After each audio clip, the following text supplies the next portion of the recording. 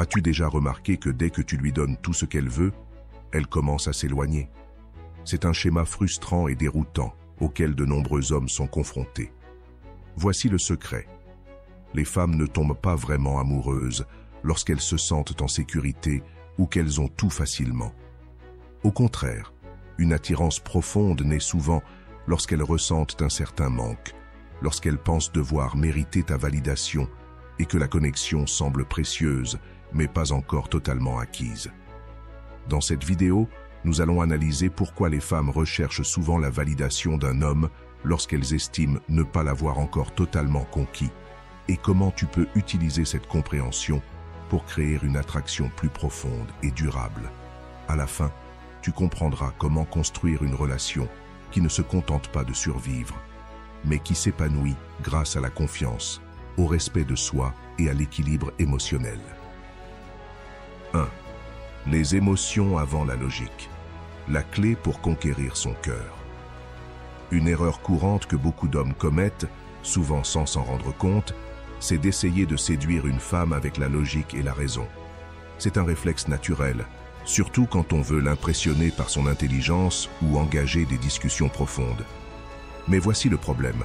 Les femmes ne tombent pas amoureuses à travers des débats rationnels ou des arguments logiques. Elles tombent amoureuses à travers les expériences émotionnelles qu'elles partagent avec toi.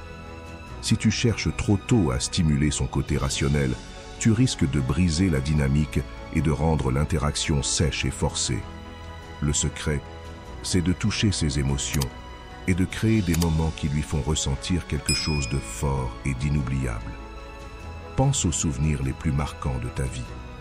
Ce sont probablement ceux associés à des émotions puissantes. La joie, l'excitation, le stress, l'adrénaline, même la peur. C'est pareil dans les relations. Une femme se souviendra toujours de ce que tu lui as fait ressentir, bien plus que des paroles que tu as prononcées. Si, dès le premier rendez-vous, tu te lances dans des discussions trop sérieuses sur l'économie ou la politique, tu risques de l'ennuyer. Même si elle apprécie ton intelligence, elle ne vient pas pour un débat, mais pour vivre une expérience et une émotion. Compare cela à un rendez-vous plus spontané. Vous marchez dans la ville, vous riez de petites choses, tu la taquines légèrement, tu crées un environnement ludique et excitant. Ce sont ces émotions partagées qui lui donnent envie de te revoir. Pas ta capacité à argumenter. Cela ne signifie pas abandonner la logique ou ses valeurs, mais simplement comprendre qu'il y a un temps et un lieu pour tout. Un rendez-vous, c'est un moment pour créer une alchimie émotionnelle, pas pour un exposé intellectuel. 2. Moins elle en sait, plus elle te désire. Voici un secret sur l'attraction. Moins une femme en sait sur toi, plus elle est intriguée. Le mystère agit comme un aimant. Il l'attire et lui donne envie de découvrir qui tu es réellement. Lorsque tu dévoiles tout sur toi dès le début, tu lui enlèves l'excitation, la curiosité et le plaisir de te connaître progressivement. Au lieu de lui donner toute l'histoire d'un coup, offre-lui juste assez d'informations pour la maintenir en haleine, pour lui donner envie d'en savoir plus. Lorsque tu rencontres quelqu'un pour la première fois, c'est le mystère qui suscite ton intérêt. Tu te surprends à rejouer la conversation dans ta tête, à te demander ce qu'elle voulait dire par certaines phrases et à attendre avec impatience la prochaine rencontre parce qu'il y a encore tant à découvrir. Ce sentiment ne concerne pas seulement toi, c'est aussi vrai pour elle. Dès qu'elle a l'impression de tout savoir sur toi, l'excitation commence à s'estomper. Il n'y a plus de suspense, plus de découverte. Tu deviens prévisible et la prévisibilité tue la passion. Ce n'est pas un jeu, c'est simplement comprendre la valeur de la patience et laisser les choses se dérouler naturellement. Pense à une série télévisée captivante. Elle te tient en haleine avec des cliffhangers et des questions sans réponse. Tu continues à regarder parce que tu veux savoir ce qui va se passer ensuite. Maintenant, imagine que cette série révèle tous ses rebondissements dès le premier épisode. L'excitation disparaîtrait immédiatement et tu perdrais tout intérêt. C'est la même chose en séduction.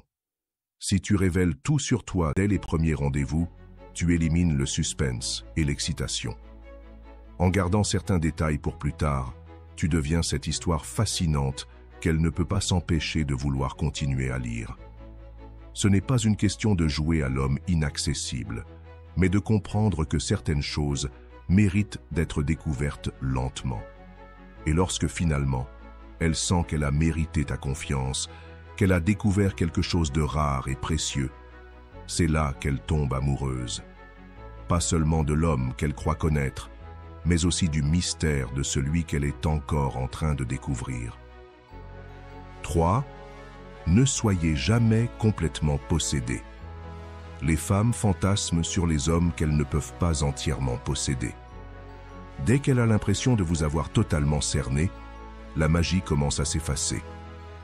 L'attrait d'un homme réside souvent dans son côté insaisissable, dans le sentiment qu'il reste toujours une part de lui qu'elle n'a pas encore conquise. Pensez aux personnages que les femmes romantisent dans les films et les romans. Ce ne sont presque jamais ceux qui sont entièrement ouverts et facilement accessibles. Au contraire, ce sont ceux qui sont mystérieux, insaisissables et qui dégagent une part d'imprévisibilité. C'est précisément cette impression d'être légèrement hors de portée qui alimente le désir. Les femmes ne veulent pas d'un homme qu'elles peuvent complètement posséder dès le départ.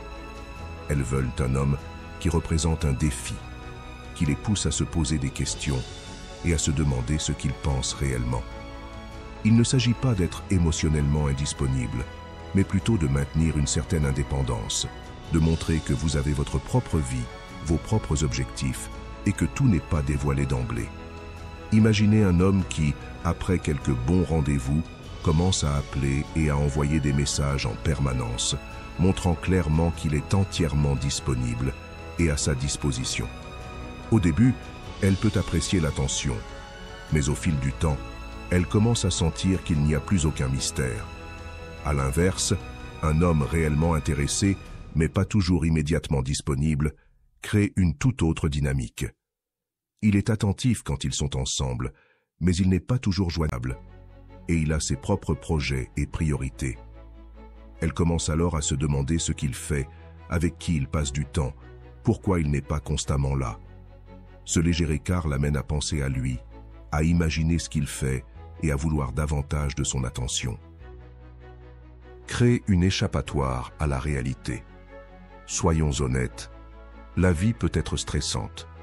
Les femmes subissent une pression constante, travail, famille, attentes sociales, et le flot incessant de pensées qui envahissent leur esprit.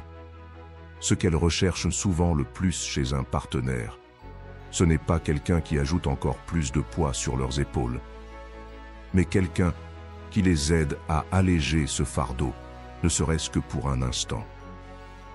C'est là qu'intervient le pouvoir de la légèreté et du jeu.